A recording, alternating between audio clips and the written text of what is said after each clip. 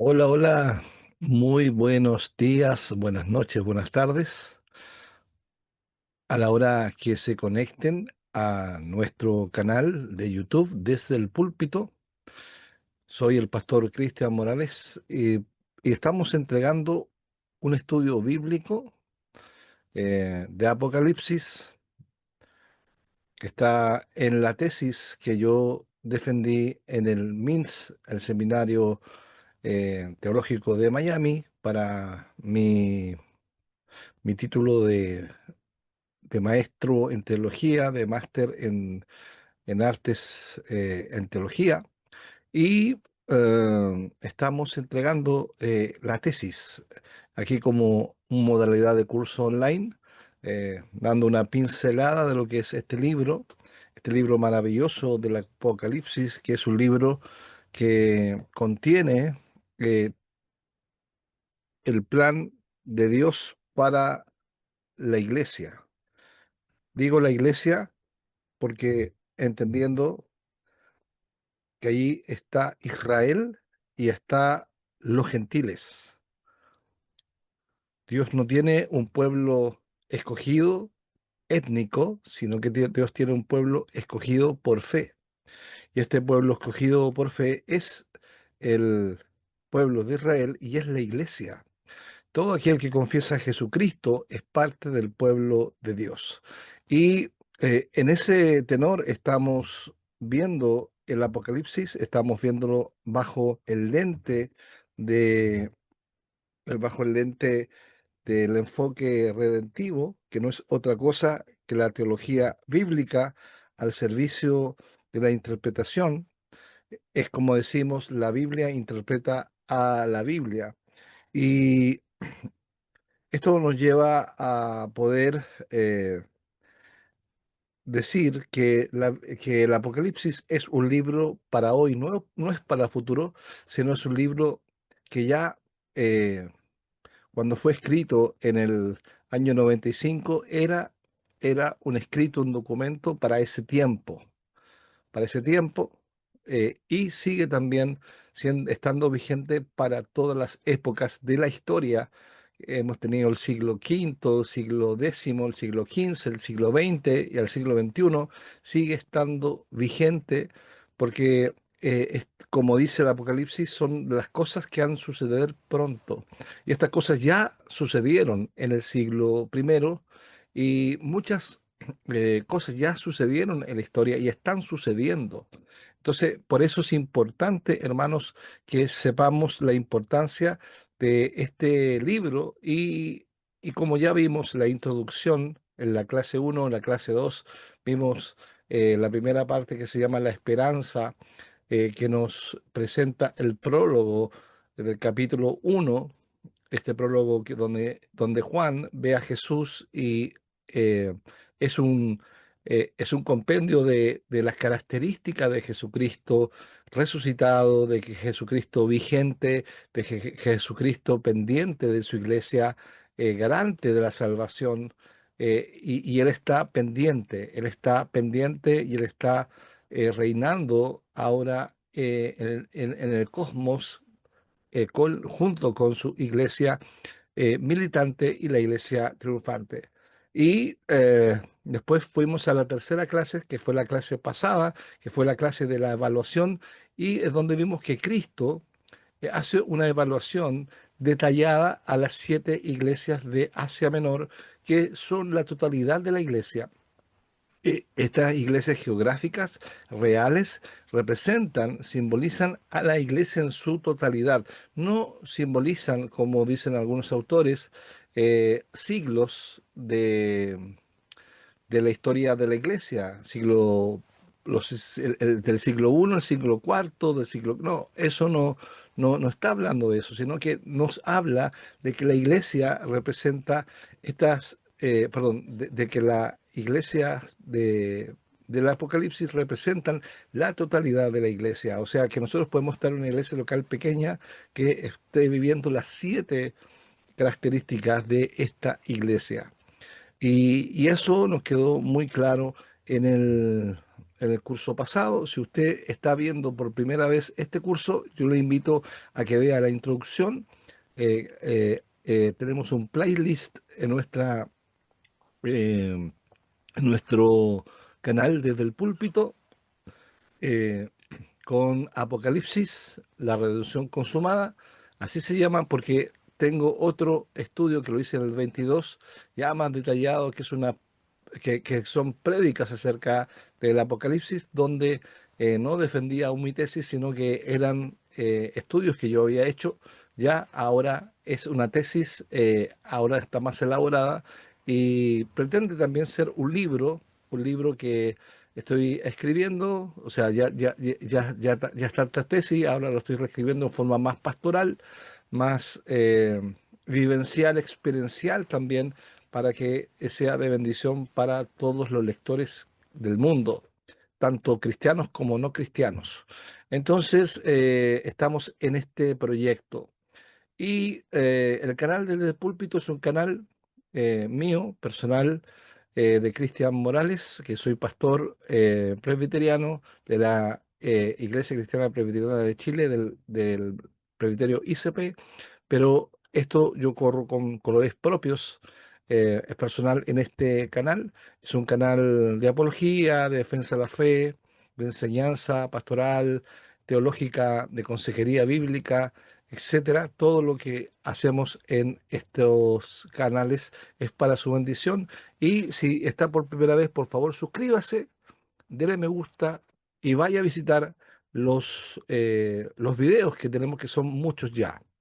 Bien, eh, vamos a comenzar entonces con la clase número 4 de nuestro eh, estudio, la redención consumada.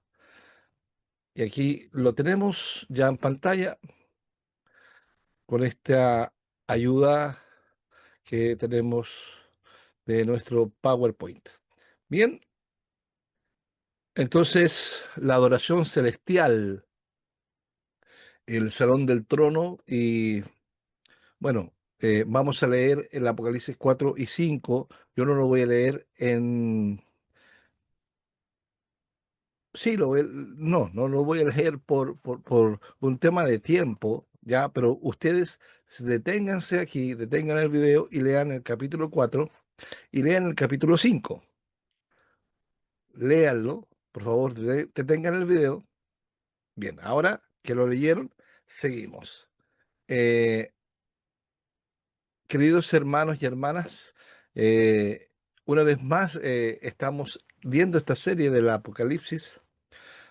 Hasta ahora hemos recorrido las cartas a las 7 iglesias y hemos visto la exhortación, la corrección, el consuelo y la advertencia.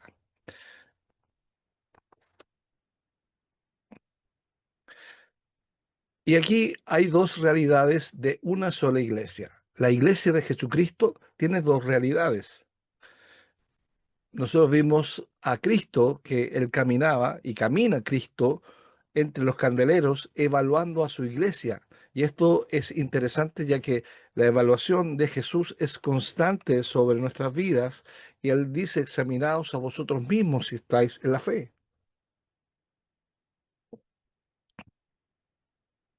Y aquí hay dos realidades de una sola iglesia: la iglesia militante y la iglesia triunfante. La iglesia militante, que es la iglesia donde Cristo está eh, constantemente evaluando, que somos nosotros, que aquí estamos viendo el contexto de Apocalipsis 2 y 3, la iglesia militante, que es la iglesia que representamos nosotros, que nos representa a nosotros en este siglo XXI y en todos los siglos que ha habido de la iglesia. Es el estado de una iglesia peregrina sufriendo hostilidades y persecución del Imperio Romano en ese entonces, y ahora sufriendo las persecuciones del mundo y de los sistemas del mundo y de los imperios del mundo. Eh, y Llegamos al capítulo 4, donde Juan se encuentra con algo distinto. Y esto, realidad distinta, es la realidad de la iglesia triunfante. Aquí se encuentra con la iglesia militante de la iglesia del capítulo 2 y 3, que es la iglesia real que vivimos tú y yo, la iglesia terrícola, por decir, la iglesia terrenal. Y hay una iglesia triunfante que es la iglesia espiritual de los hermanos que ya caminaron con el Señor y están con Él en el cielo. Y esto nos va a mostrar el Apocalipsis 4 y 5. El capítulo 4 y 5 nos va a hablar de esto. Es el estado de una iglesia victoriosa en la eternidad sentada junto a Dios. Y ellos están disfrutando plenamente de las bendiciones del reino y están en una adoración incesante. El Apocalipsis 4 y 5, Juan deja de mirar en medio de la historia, él deja de mirar esta historia del Apocalipsis 2 y 3 y es llevado al cielo para ver quién gobierna la historia. Y esto es interesante. Eh, el capítulo 1 de, perdón, el capítulo 4, verso 1 de Apocalipsis, dice que vio una puerta abierta en el cielo y la primera voz que oí, que es la voz de Cristo, le dice, sube acá. Y eso es lo que nosotros vamos a ver, esta entrada que Juan tiene a través de Jesucristo a esta dimensión espiritual de la eternidad con Cristo. Y esto es muy, muy importante para que esto sucede, no va a suceder después, no va a suceder cuando venga Cristo, no, esto está sucediendo desde el momento en que Juan estaba en el Apocalipsis y esto ha sucedido durante todos los siglos, todos los siglos. Esto no es un detalle menor.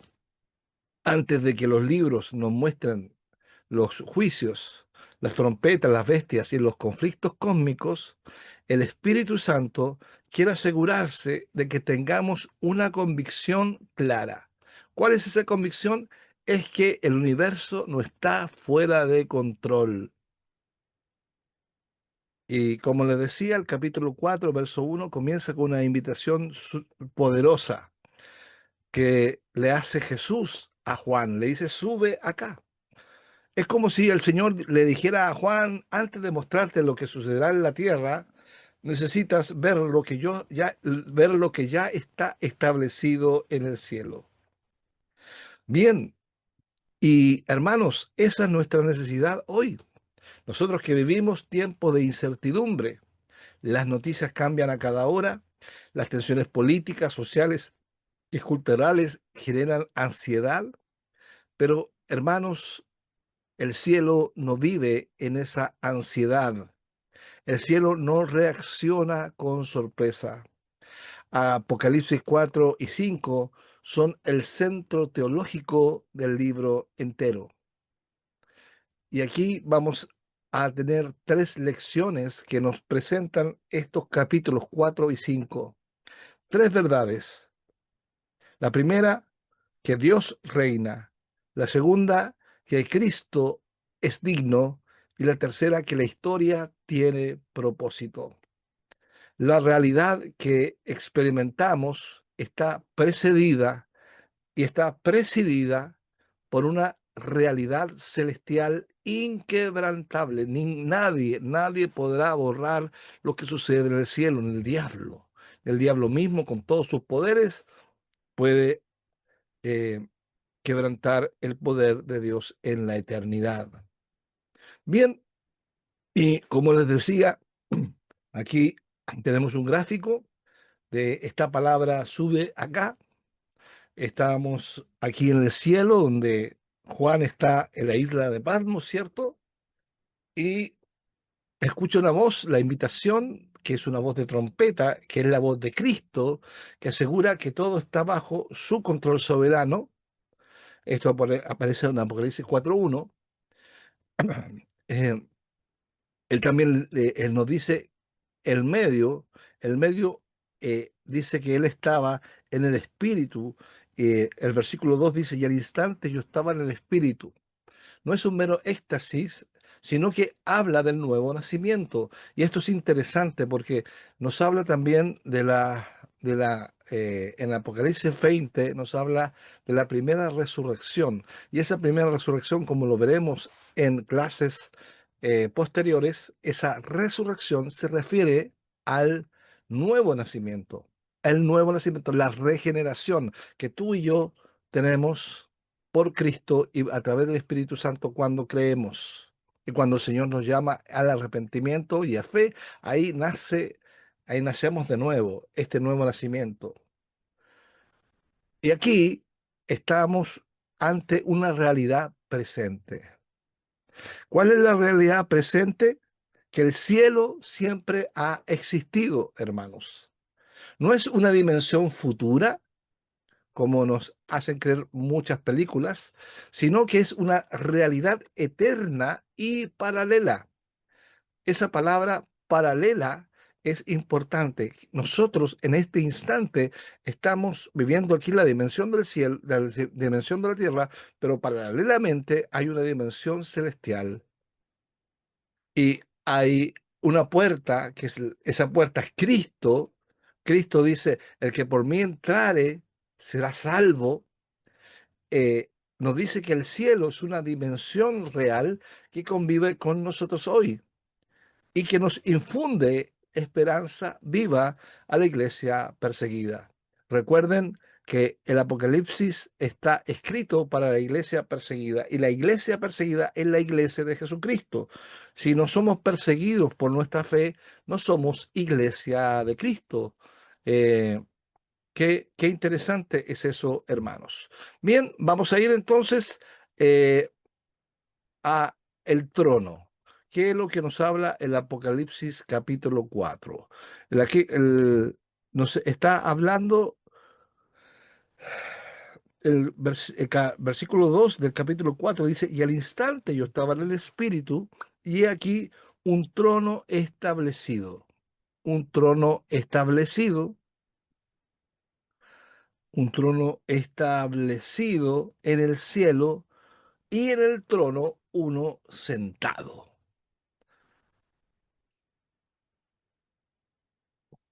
Aquí, hermanos, estamos viendo la ocupación que existe en el cielo.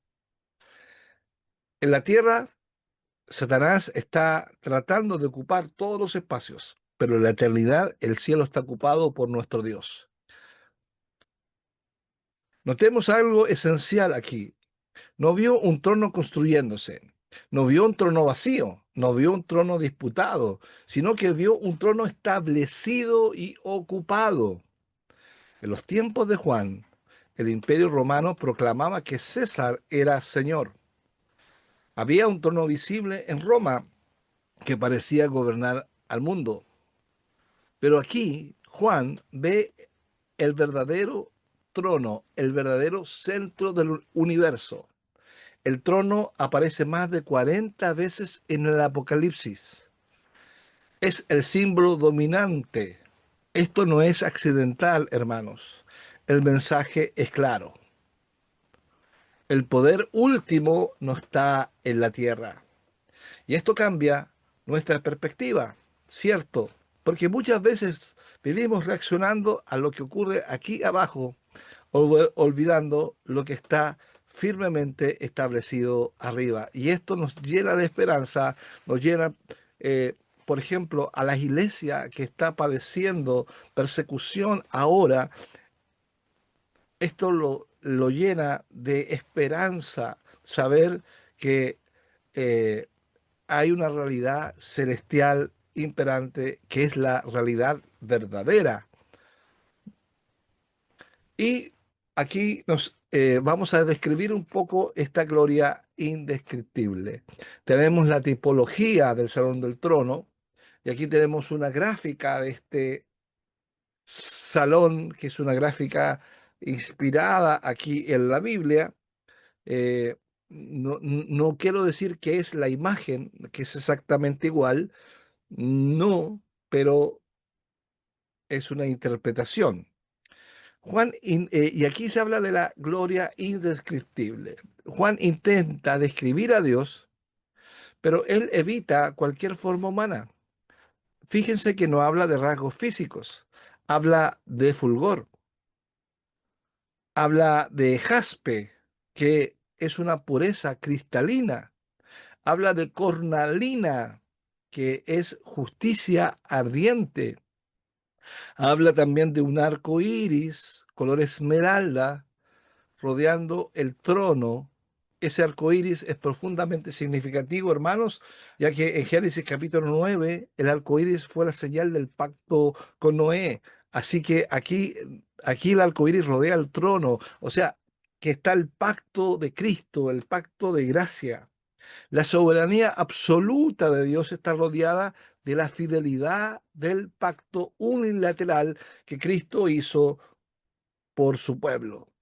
Así que, ¿a quién vemos sentado en el trono? A Dios. Dios reina, sí, pero reina como el Dios que cumple sus promesas. Y aquí vemos varios elementos que están en este salón del trono. Primero vemos a los 24 ancianos que están sentados en tronos que representan, hermanos, según mi tesis, según el enfoque bíblico redentivo, según la Biblia interpreta la Biblia, y aquí me voy a dejar, yo no estoy hablando de dispensacionalismo, sino que estoy hablando más bien en un enfoque amilianista, pero de enfoque redentivo. Y lo que estamos diciendo es que los 24 ancianos son los que están sentados en los tronos, representan a la totalidad de la iglesia redimida en honor y reposo. La totalidad de la iglesia, ¿por qué son 24? Porque nos habla del Antiguo Testamento, de las 12 tribus de Israel, ¿cierto? Más los 12 apóstoles. Y esto nos habla de los 24 que están en dignidad igual, la misma y dignidad. Representa la totalidad del pueblo redimido. O sea, hay redimidos del Antiguo Testamento y hay redimidos del Nuevo Testamento. Las 12 tribus de Israel y los 12 apóstoles están sentados. Hermanos, esto que estén sentados y que no estén puestos de pie es importante. Sentados significa reposo, significa que la obra ya está terminada, significa que no están luchando por su lugar. También es muy importante la vestidura que ellos tienen. Están vestidos de blanco, que es la justicia imputada por Cristo. No es la justicia que nosotros ganamos. Nosotros no ganamos ninguna justicia, sino que es la justicia que Cristo en la cruz transfirió a los salvos. También nos habla de la corona que ellos tienen, que nos habla de la victoria que ya tienen. Y cuando adoran, ellos arrojan sus coronas. Hermano, qué imagen más hermosa del cielo. Qué más hermoso que esta victoria se adora esta victoria, esta corona se arroja, se saca, se quita y se postra y se adora. Todo lo que somos, hermano, todo lo que hemos recibido, toda recompensa viene del trono y vuelve al trono de Dios. Y aquí también vemos cuatro seres vivientes alados, ¿cierto? Luego vemos cuatro seres vivientes llenos, que están llenos de ojos, ahí se muestra en la gráfica. Eh, Esto no es una fantasía extraña, sino que es un simbolismo teológico que es profundo. Los ojos representan la vigilancia total y nada escapa a la mirada divina. Y ellos proclaman, estos cuatro seres vivientes, sin cesar, santo, santo, santo. La santidad, hermano, es el atributo que integra todos los demás atributos. Dios es moralmente perfecto, absolutamente distinto, totalmente puro, y cada vez que proclama su santidad, los ancianos responden en adoración. Es una liturgia constante. Y aquí también vemos varios símbolos, como el símbolo de las 7 lámparas. Estas 7 lámparas que recorren el trono, que están ardiendo delante del trono, que representa al Espíritu Santo, representa a los 4 seres vivientes llenos de ojos, que habla de la omnisciencia, representa la adoración incesante de la creación. Y el mar de vidrio, que representa la pureza, la santidad y la purificación a través de la sangre de Jesucristo. Hermanos, antes de ir al capítulo 5, yo quiero plantear lo siguiente. Pensemos en la iglesia del primer siglo, que es una iglesia perseguida, que era una iglesia marginada, que era una iglesia pequeña en número.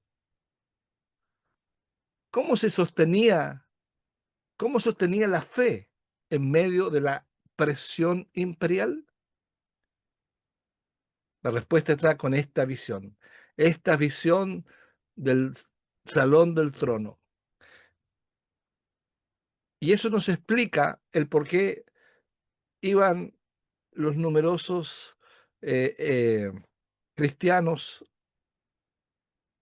que habían sido castigados por Roma y habían sido llevados al circo romano, al Coliseo romano, y allí ellos adoraban cuando iban a ser presa de las fieras. ¿Por qué? Porque tenían la visión. El sufrimiento no significa ausencia de control divino. La persecución no significa derrota. El trono está ocupado y esto sigue siendo cierto hoy, sigue estando vigente. Cuando los hombres se pelean aquí en la tierra por quién es el mejor, porque quién es el amo del mundo, esos hermanos son pamplinas, porque ya hay alguien sentado en el trono, nuestro Dios Todopoderoso. Gloria al Señor. Y veremos aquí la anatomía de la iglesia triunfante.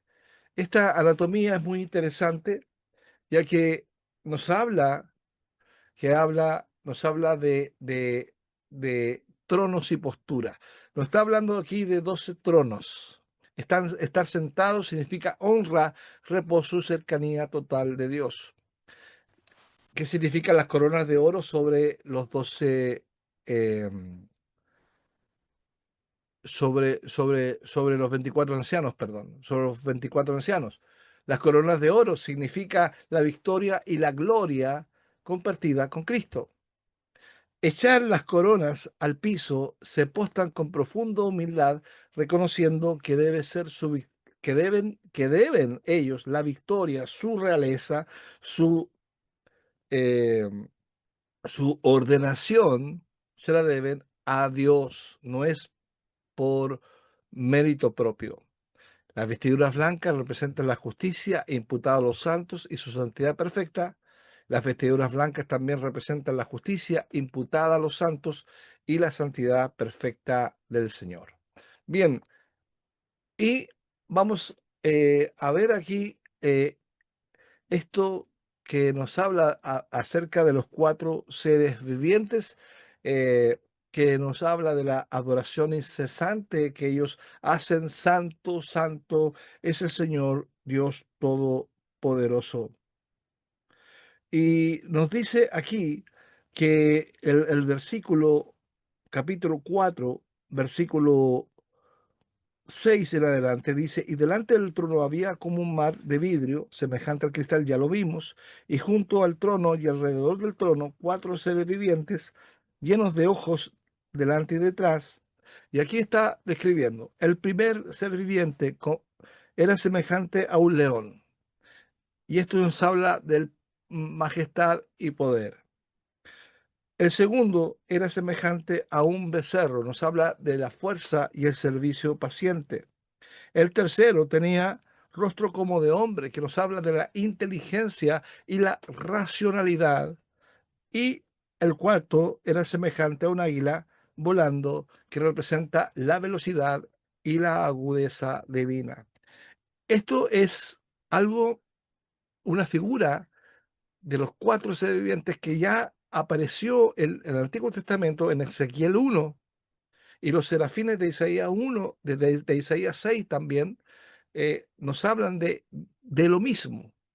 Usted puede ver ahí Ezequiel 1, ver Isaías 6, puede revisarlo, detener el video y ir a, a estas, a estos capítulos, a estos libros. Ezequiel 1 e Isaías 6. Bien,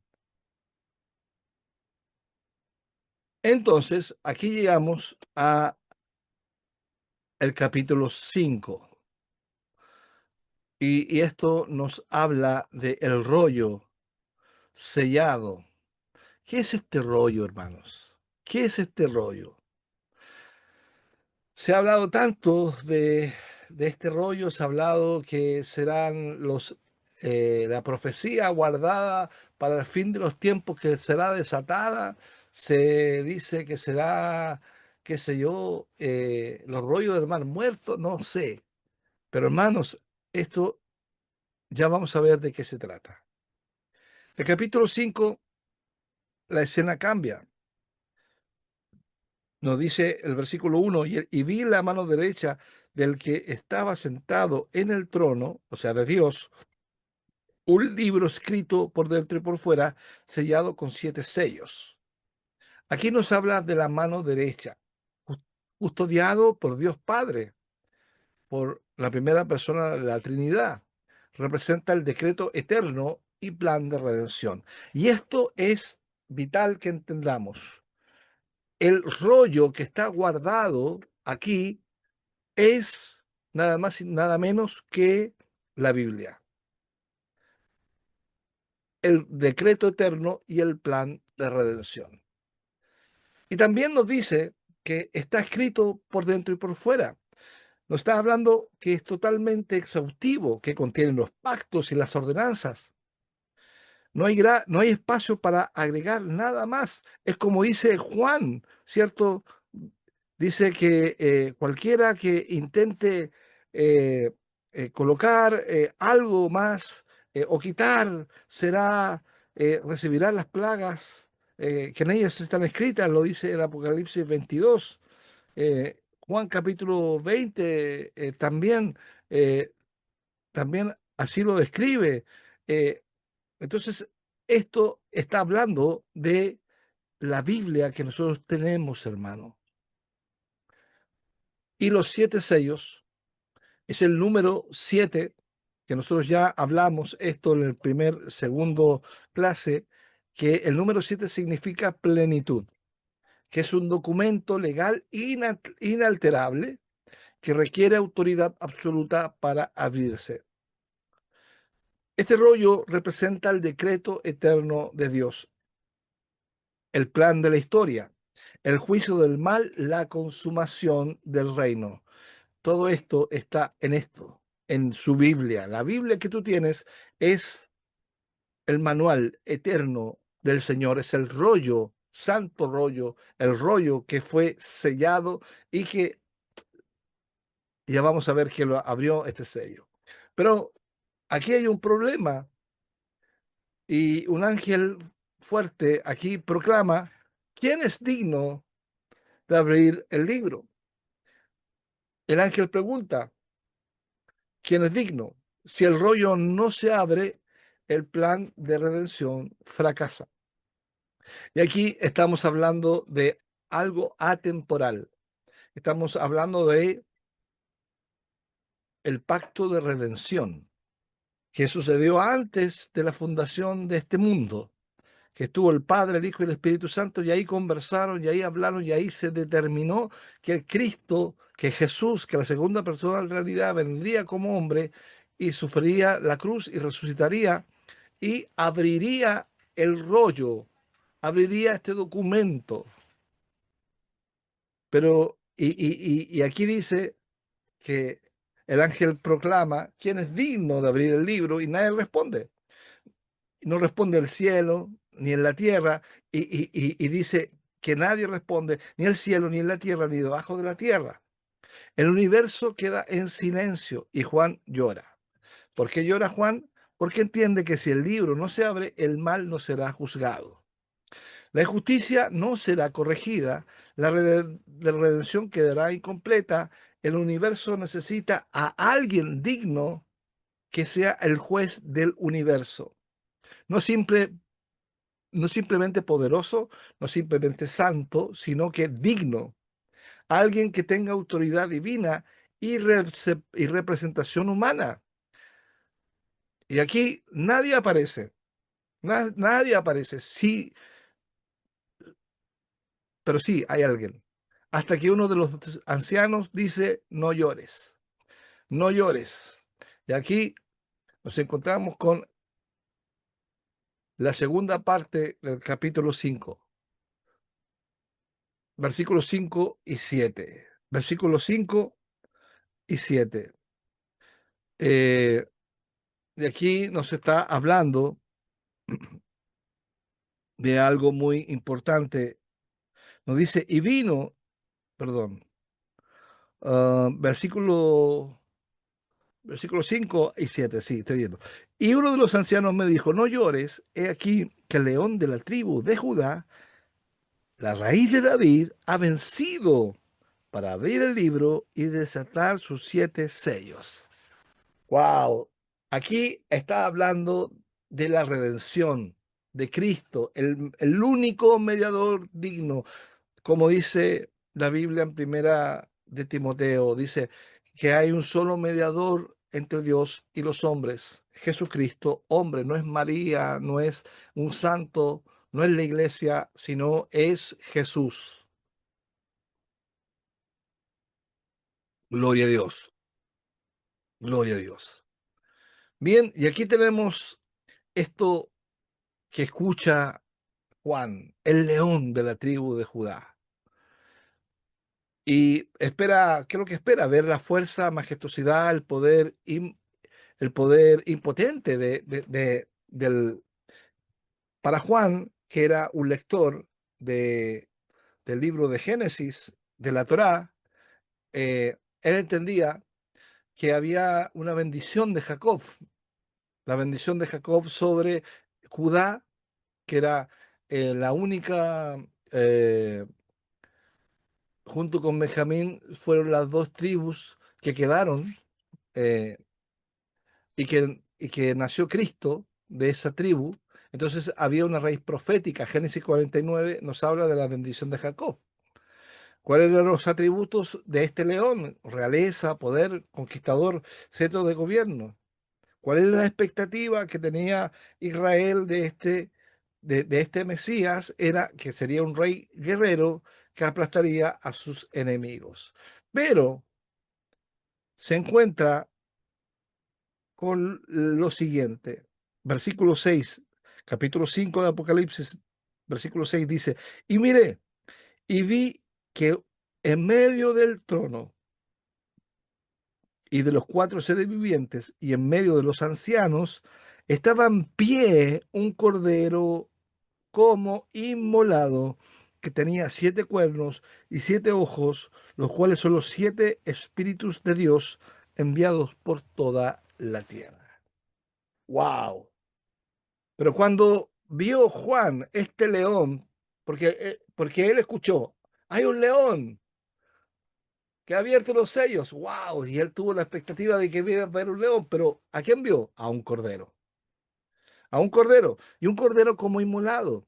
La palabra griega indica, la palabra griega para inmolado nos indica muerte violenta, sacrificio sangriento. Pero este cordero no estaba muerto, sino que estaba en pie, estaba marcado por la cruz, pero vivo. Hermanos, aquí está el corazón del Evangelio. Cristo venció, no, no aplastando primero, sino entregándose primero. El león vence como cordero. Su dignidad proviene de su sacrificio. Es digno porque fue inmolado. Es digno porque redimió. Es digno porque resucitó. Y cuando tomó el libro, está asumiendo formalmente la ejecución del plan redentor, el tetelestai, que se refiere a que ya el cumplimiento de todo ya está hecho. La historia ahora se mueve bajo la autoridad de este Cordero. Y el Cordero inmolado que nos habla de la raíz profética de Isaías 53, el siervo sufriente, y el término Safo, que es el término este que estaba hablando yo, que es el término eh, eh, para inmolado, que es un muerto, un sacrificio mutilado. Nos habla acerca de Cristo, nuestro Señor y único Salvador. Esto significa, hermanos, algo profundamente consolador. ¿Cuál? Las manos que sostienen la historia son manos heridas. El que gobierna el universo entiende nuestro sufrimiento porque Él lo experimentó. No estamos gobernados por una frialdad impersonal, estamos gobernados por el amor eterno. Y aquí encontramos el versículo 8 y 14 que nos habla de la liturgia que que ocurre eternamente en el cielo, la coronación del mediador. Cuando el Cordero toma el libro, la recepción del rollo, el Cordero toma el rollo de la mano derecha de Dios. Primero, los seres vivientes y los ancianos se postran. Esto sucede, hermanos. Sucede que hay una postración frente a Jesús. Tienen copas de oro llenas de incienso, que son las oraciones de los santos. Tus oraciones, hermano, no son débiles ni insignificantes, sino que son una fragancia en el cielo. Por eso nos dice que son incienso. Luego cantan un cántico nuevo, nuevo no en tiempo, sino en calidad. No es que sea un cántico que ok, lo primero que se me ocurrió tiene la novedad. No, no es eso. No es, sino en calidad. Y es el canto de redención consumada. ¿Cuál es ese canto? Nos ha redimido de toda tribu, de toda lengua, de todo pueblo, de toda nación. Y esto nos habla de que el Evangelio es global, es inclusivo en alcance, es soberano en eficacia. Luego millones de ángeles se unen y finalmente toda la creación proclama al que está sentado en el trono y al Cordero sea la alabanza. Y aquí tenemos la coronación del mediador, tenemos la ascensión, tenemos aquí la obra terrenal, que es el sufrimiento, la inmolación y la resurrección en la tierra. Después la ascensión, cuando Cristo regresa al ámbito celestial, lo que nos dice Filipenses 2, 6 y 11. Y tercero, la recepción del rollo. Esto ocurrió cuando Cristo fue coronado como rey al ser ascendido al cielo. Esto ya ocurrió, no es que ocurrirá, esto ya ocurrió y está ocurriendo. Y este trono está compartido, compartido por el Padre, compartido y compartido por el Hijo. Esto representa la coronación del Cristo ascendido. El Padre no desciende del trono, sino que el mediador se sienta juntamente con él para gobernar el universo. Gloria al Señor. Hermanos, esto es algo maravilloso. ¿Cuál es la mecánica de la intercesión de la adoración? Aquí hay una visual que nos muestra que algo muy interesante, que nos habla de incienso, ¿cierto? Que es un símbolo, que es el humo ascendiente directamente a la presencia de Dios, que son nuestras oraciones, que ya lo dice Apocalipsis 8. Las copas de oro, que son contenedores que demuestran que las súplicas terrenales tienen un valor incalculable. Hermano, tu oración es incalculable. Tu pequeña oración de 2 minutos, tu oración de 10 segundos, tu oración de 1 minuto, de 1 hora, no importa el tiempo que ores, lo que importa es que lo haces en el nombre de Jesús. Eso tiene importancia redentiva para ti. Ninguna oración es olvidada, ni desperdiciada si oramos según su voluntad, nos dice 1 Juan 5:14. También nos habla que hay copas de oro y hay arpas, que representan la adoración y la música de la alabanza incesante, que es un símbolo. Digo que es un símbolo porque existen ministerios de adoración que enseñan que uno tiene que adorar las 24 horas del día y están ellos adorando y eso es muy lindo, bonito, pero no es algo bíblico, es una interpretación que han hecho de la escritura, pero no es la verdad, porque esa adoración no es que la tengamos que hacer en la tierra, sino que es que se haga tu voluntad en la tierra como en el cielo. Eso dijo Cristo. Cristo dijo que la voluntad de Dios se hace en el cielo y en el cielo hay adoración y esa adoración se tiene que hacer en la tierra, pero no una adoración constante, sino una adoración. No es que estemos cantando las 24 horas, sino que estamos viviendo la vida de Cristo aquí en la tierra. Y nos habla eso de las oraciones terrenales. Por eso dice, Pablo dice, orad sin cesar. Bien, y aquí suceden tres doxologías.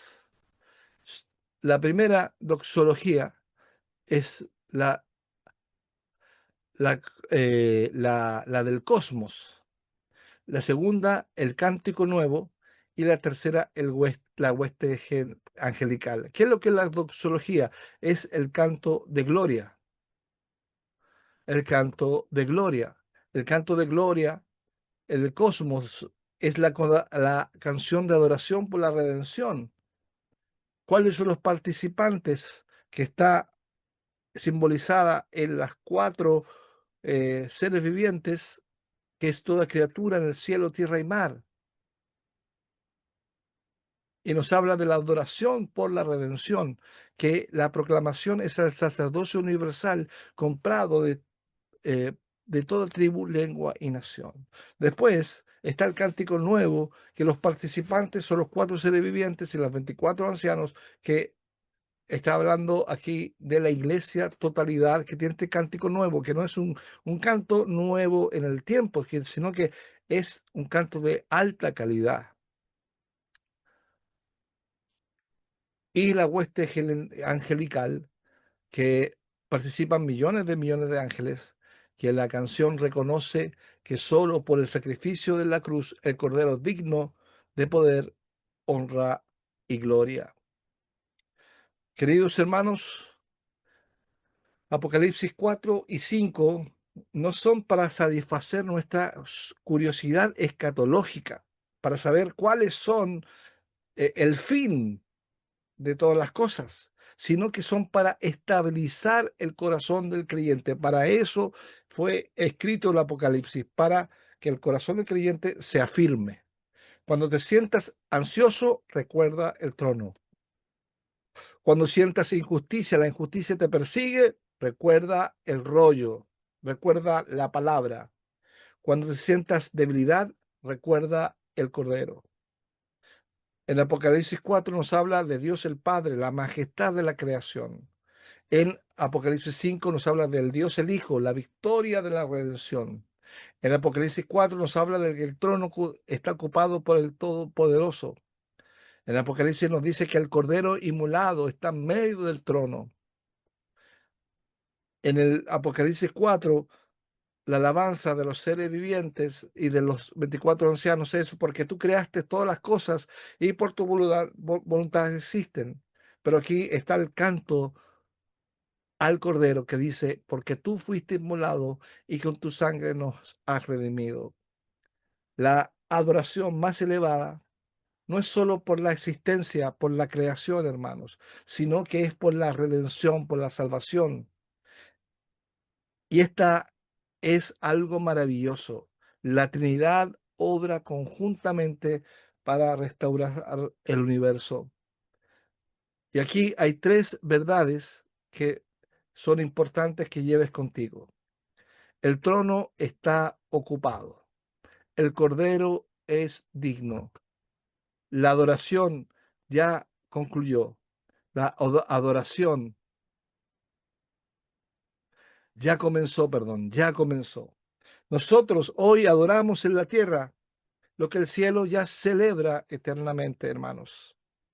Y un día, la iglesia militante, nuestra iglesia terrena, se unirá plenamente a la iglesia triunfante y seremos una sola iglesia, la iglesia de la iglesia triunfante aquí en la tierra.